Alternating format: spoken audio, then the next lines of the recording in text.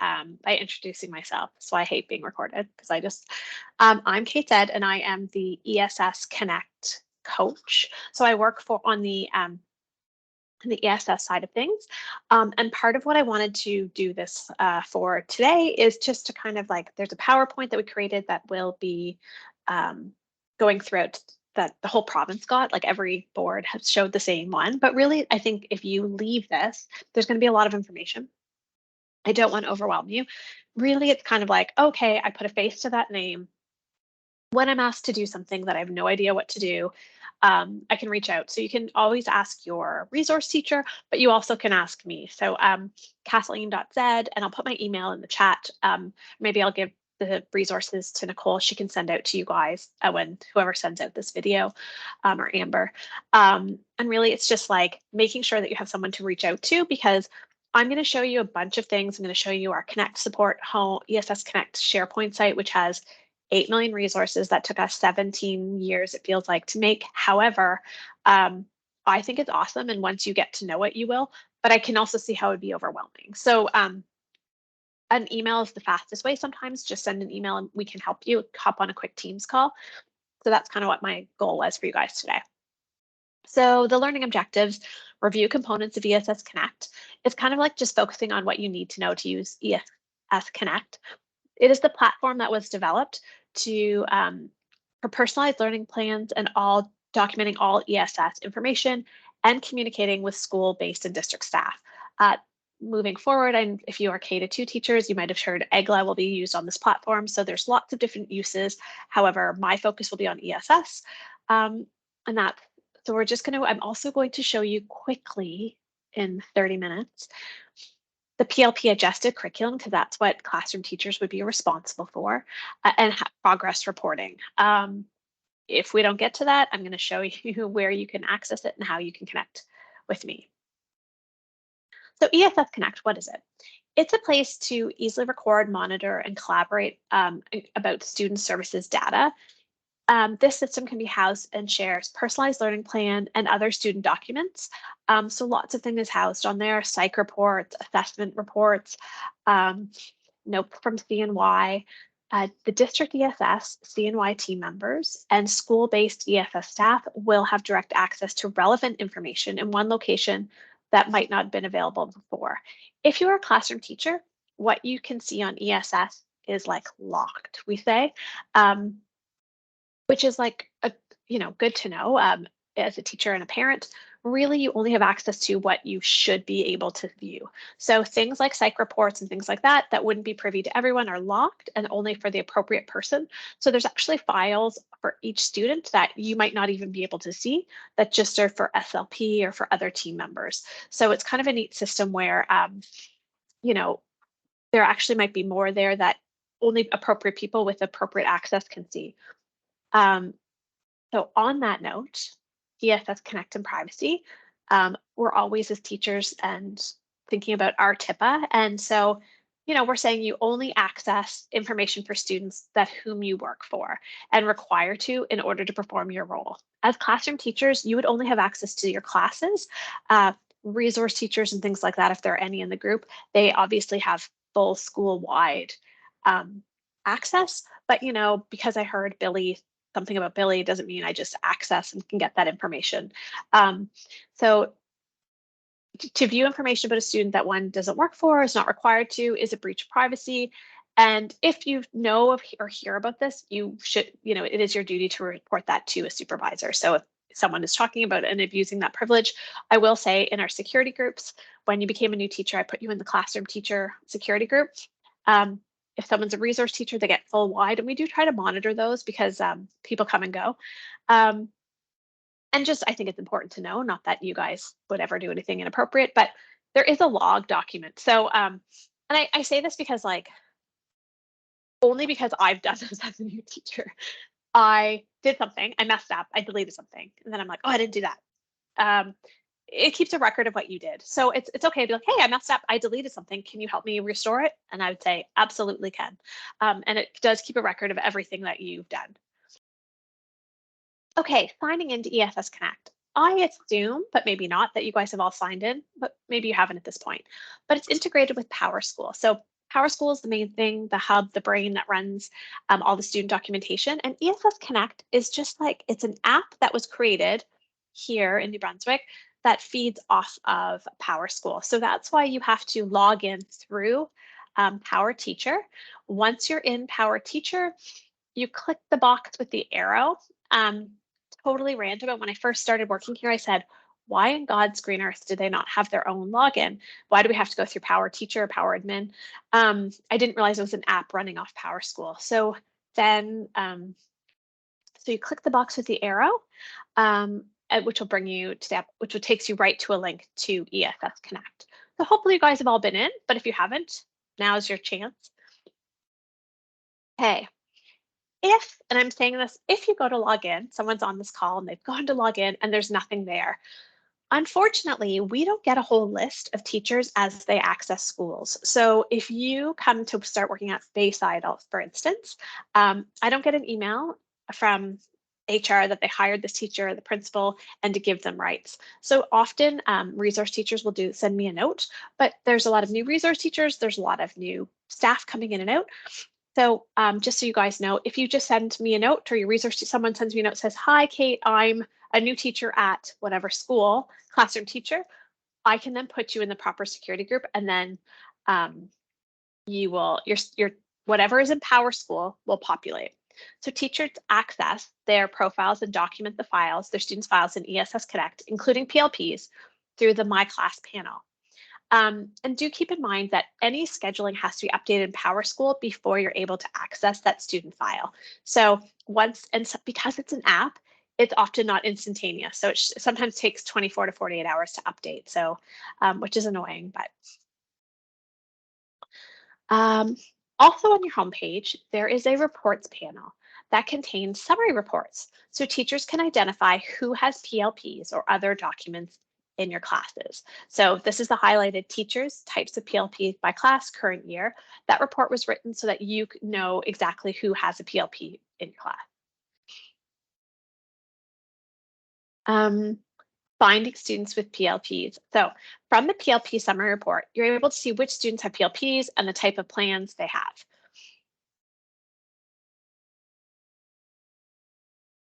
Your classes will appear in the My Class panel on your homepage, and when you select a class, you will see a class list of student names.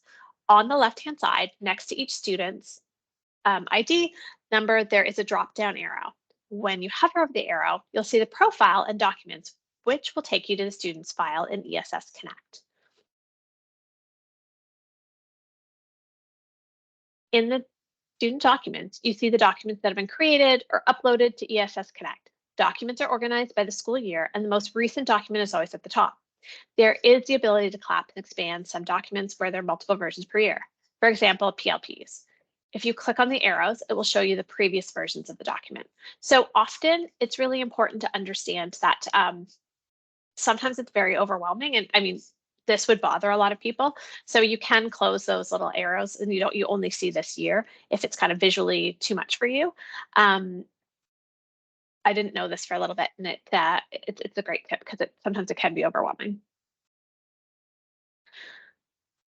So we use document templates for everything here.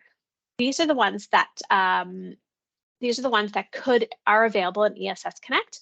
Most of them would be done by someone other than a classroom teacher. I'm assuming it's mostly classroom teachers in here because resource teachers would have done this already, but PLPs or STIPs, classroom teachers would do STIPs, short-term intervention plans. There's case conference forms, requests for service. So that's if you want support for someone in your class, needs assessments. So these are all the things, I'm not going to read them all, but these are all the things that are in ESS Connect, which just means it just goes to show you how much information you can gather about a student just by kind of opening their file. Okay. When you open a PLP, you can view the different plans and sections by using the blue, and we call it the drill down arrow.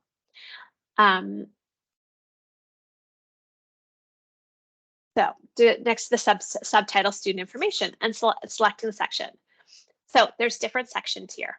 The writing's too small on my thing, so I did have it just so you guys know. So as classroom teachers, your resource teachers would have set this up for you most likely, and you will have so your resource will set up the PLP and work collaboratively with you on specific sections of the plan. However, most classroom teachers would be responsible, and they are responsible for the adjusted sections, but you would see the accommodated section, adjusted, student could be individualized, which a resource teacher would be supporting that creation. Then the adjusted progress reporting, which would be the most important. For you guys, there also could be a partial day plan, and partial day progress reporting, which would be great for you guys to go in and read if someone in your classroom is on a partial day. Okay, accommodated. So the justified accommodations are selected from a checklist. Only selected accommodations and their headings appear in the view and print mode. So when you go into an accommodated PLP and you check off what are the justified accommodations, it's kind of a lengthy list, but once that goes into the print mode, you might only have 4 kind of accommodations. You wouldn't have that big list. Okay, this is what you guys are responsible. Students with adjusted curriculum are part of the common learning environment and receive differentiated instruction and supports as required. Making a decision about whether or not a program should be adjusted is a very difficult and weighty decision. That is made with the parents, student, ESS team, all working together. This decision should not be made until a rigorous and comprehensive program of intervention has been implemented, because it can affect post-secondary options. A course is adjusted when a grade level curricular outcome of a subject has been altered, deleted, or added in order to address the specific needs of the student. So when we're looking at adjusting, this is not something that you should be deciding yourself. And I don't think you guys would. So this is something that you do with the ESS team. So the integrity of general intent of the course is maintained, but the comprehension and depth of the outcomes has been altered or deleted. Subject teachers import SCOs or skill descriptors, the new holistic, being covered during that reporting period into the student's adjusted curriculum. They will then decide which SCOs or skill descriptors are kept, deleted, or changed. It's important to remember we're adjusting the specific provincial curriculum of a subject course to meet the needs of that student. Students should not be considered adjusted overall. Each subject should be looked at individually. So meaning if you teach English or you're a K-5 teacher, you might have someone who's adjusted in English but not in math. So just because someone's adjusted in one subject, we don't kind of unilaterally adjust everything. It's depending on the needs of the student and subject based. Okay, I told you all these, so we don't need to. So okay, I'm going to show you, go into adjusted curriculum. So curriculum is organized by strand, goal, and outcome. The levels, I'm saying all this really quickly because we're half through, but I will show you there is a video later about adjusting curriculum. So if you're like writing what I'm saying furiously, I am going to show you on the ESS Connect support homepage where you can find this. So please, I'm just telling you that if in 30 minutes someone told me how to adjust curriculum, I would have like panicked. So I just feel like you might get a little bit of this and then enough to ask questions, know what to ask. So that's kind of my goal, guys. And I'm aware there's a lot of information coming at you. Okay, the levels of curriculum drill downs always go subject, strand, GCO, and SCO. So I want you to keep this graphic in mind. So they say the strand is like the grandparent, the GCO is like the parent, and the SCO is the child. Always remember that in education, we put the child first, and the SCO is the child. So we put that first. If you are doing holistic curriculum, the skill descriptors and SCOs are considered the same. And obviously, because we have 2 curriculums going, the formatting will change to reflect the different skill descriptors when everyone's on it. Okay, so first, I'm going to go through this with you, and then I'm going to go through how to do this. I'm going to show you on a training site. So the first thing you do as a subject teacher is go in and complete the top part of the PLP ADJ section.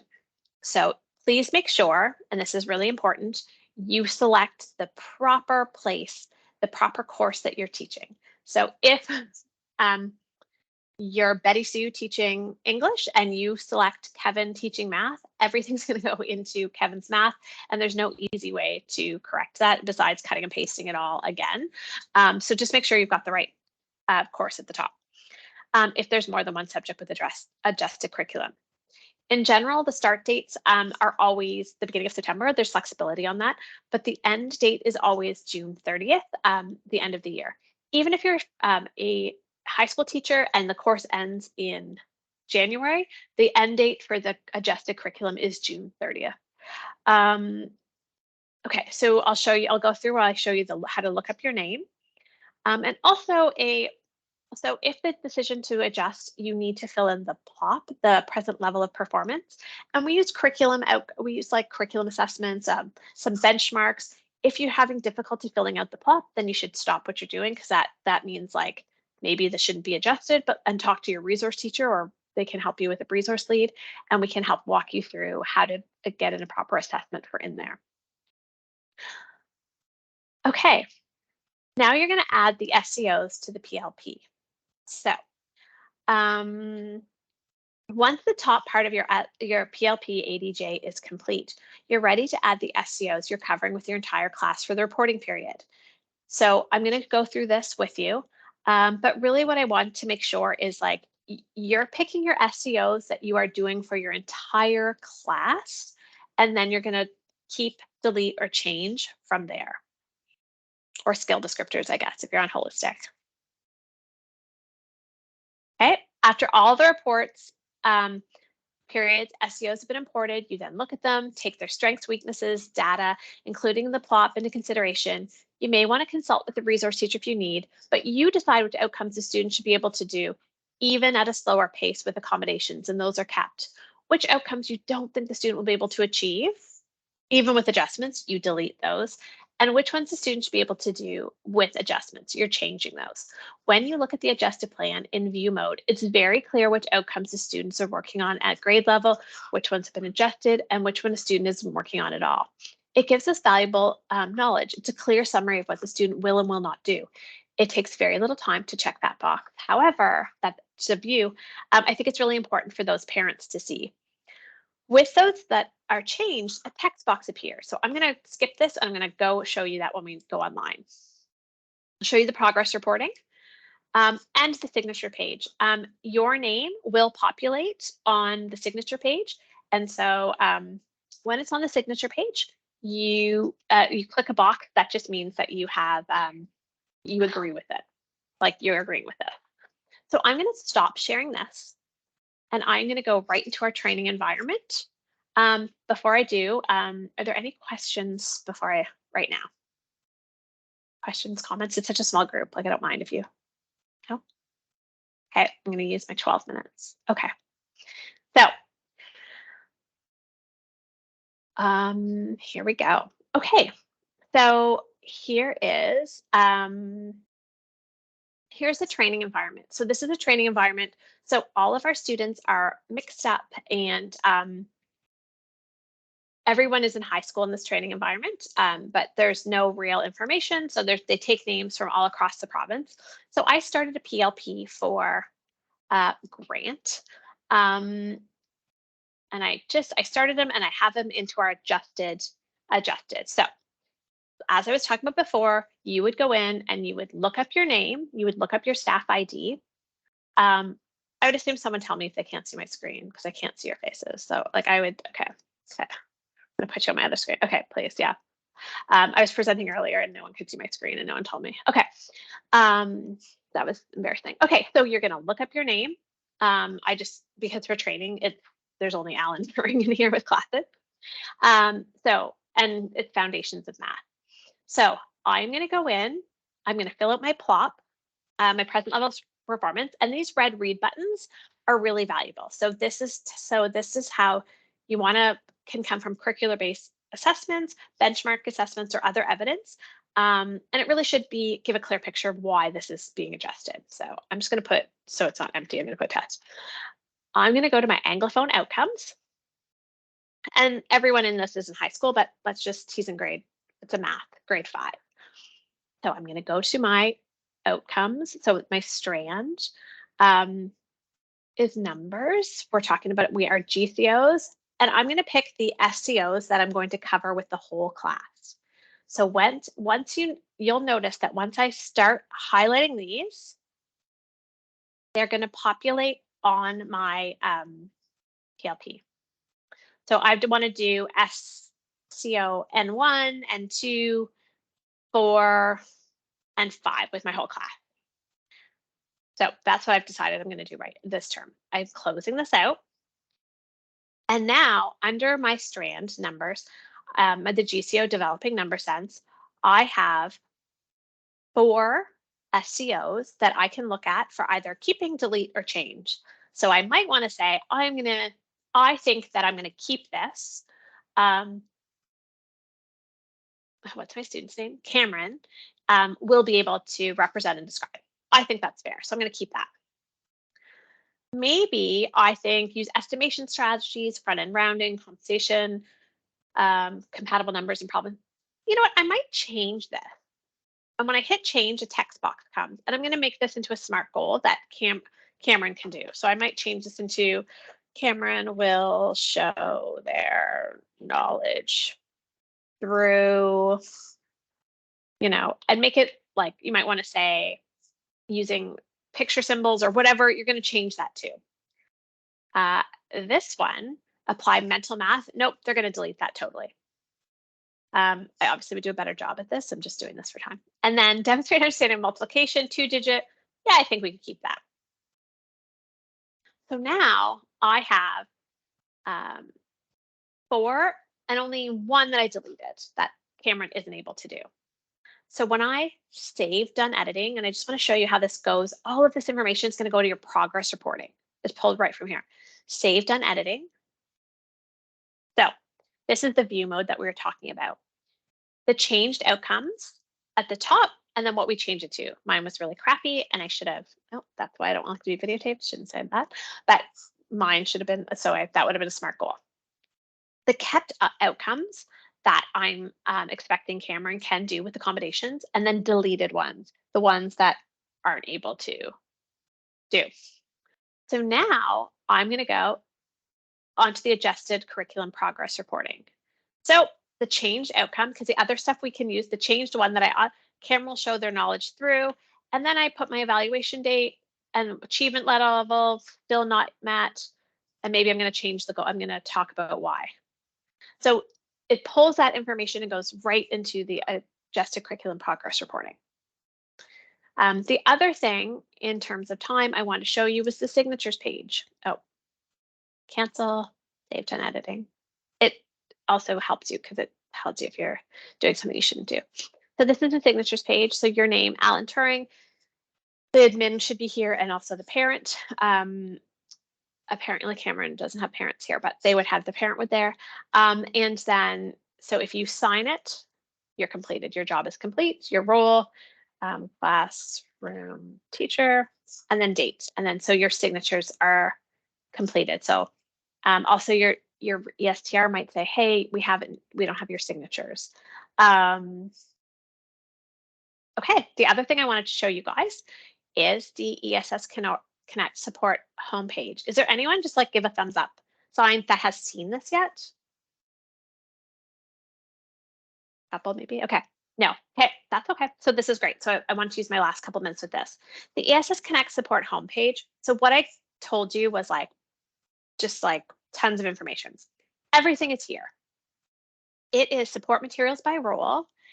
If you're a classroom teacher or guidance there, but a classroom teacher, you would hit teacher. And it tells you everything I just said. So personalized learning plan, there's all these drop-down arrows, accessing your students' PLP. If you're like, I don't even know how to get there, and Kate went through it way too quickly, we have a job aid for you, and I'll walk you through the steps if it loads. Yeah, okay. So basically all I told you in 23 minutes, there's a job aid for. Then there's even a video that was made on, so if you want to go back to your PLP, adding curriculum outcomes, there's a video. There's a video on keeping, delete, changing outcomes. So updating, tracking, and signing. So all of these have job aids here that can walk you through it. There's also, everyone here would be Anglophone South. So we have an Anglophone South tab here. So this is probably wouldn't apply to you unless you're a resource, but there's ESS requests for service, how to make a referral. and who to send it to. So it gives all of the information for Anglophone South. Is opening on the wrong page. Okay, I'll put on this one. All for Anglophone South. So if your school is Deer Island, it tells you who things go to, who your BA coach is, who your CNY person would be. So this is really helpful for people if they're, if you're looking for support. And I know there's a lot of new resource teachers. So if there's any new resource teachers on here, it's really great. You can filter by school.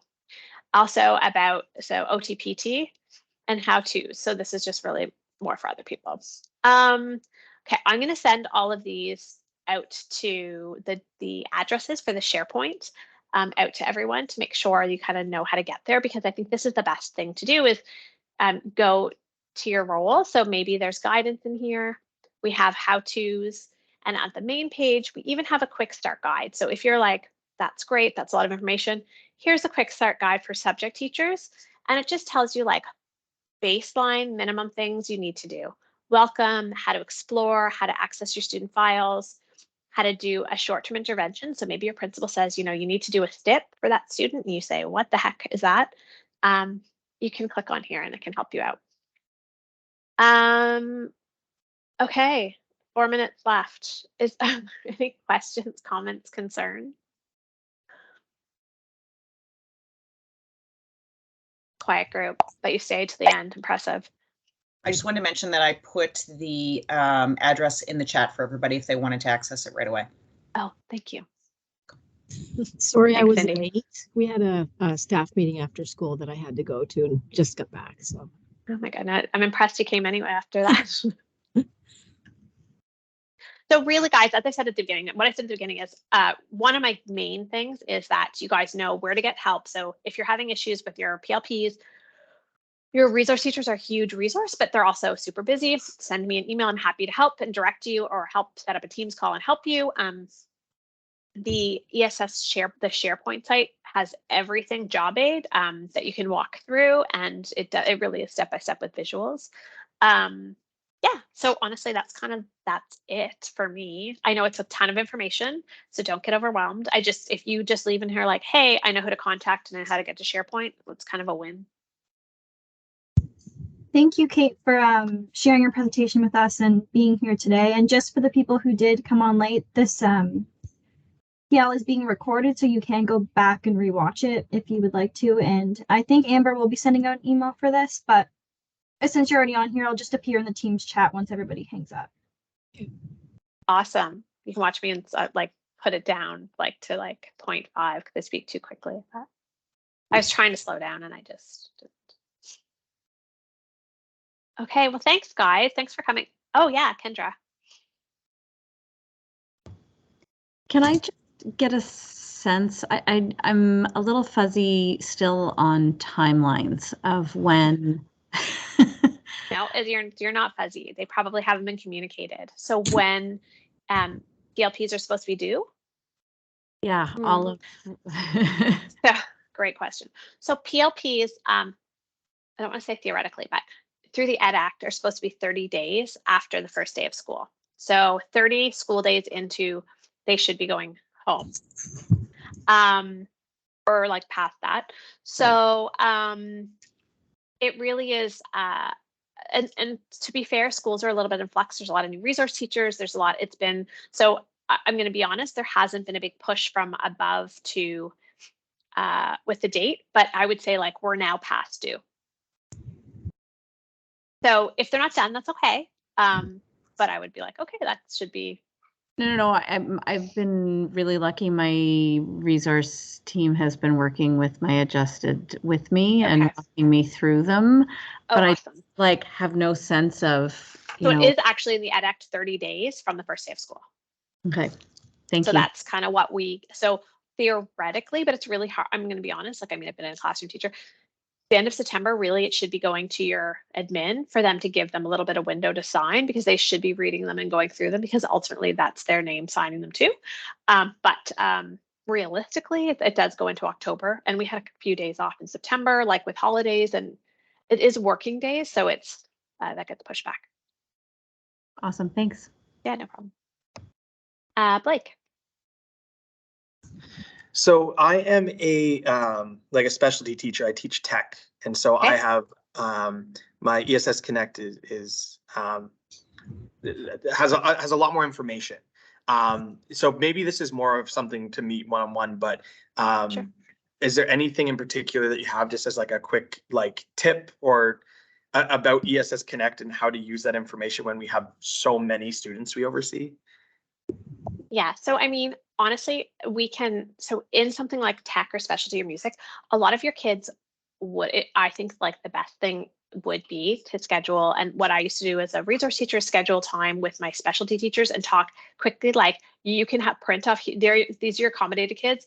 Is there anything I need to know? Like you really want to make sure like for a justified accommodation, a lot of them wouldn't apply to tech, but some of them really might. And it's just like a quick, so honestly, and I'm happy to meet with you after to kind of problem solve, because sometimes with new teachers, you don't want to like say, hey, someone suggested we meet together. But so you can have a list of accommodations that are quick that you should be following. Some wouldn't apply to you.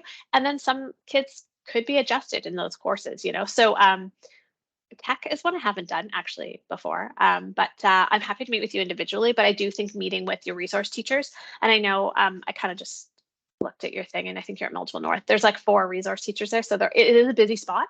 But meeting and seeing things that you need to know to support that student. So if you send me an email, Blake, I know you've got a really good team there. That would probably be the best.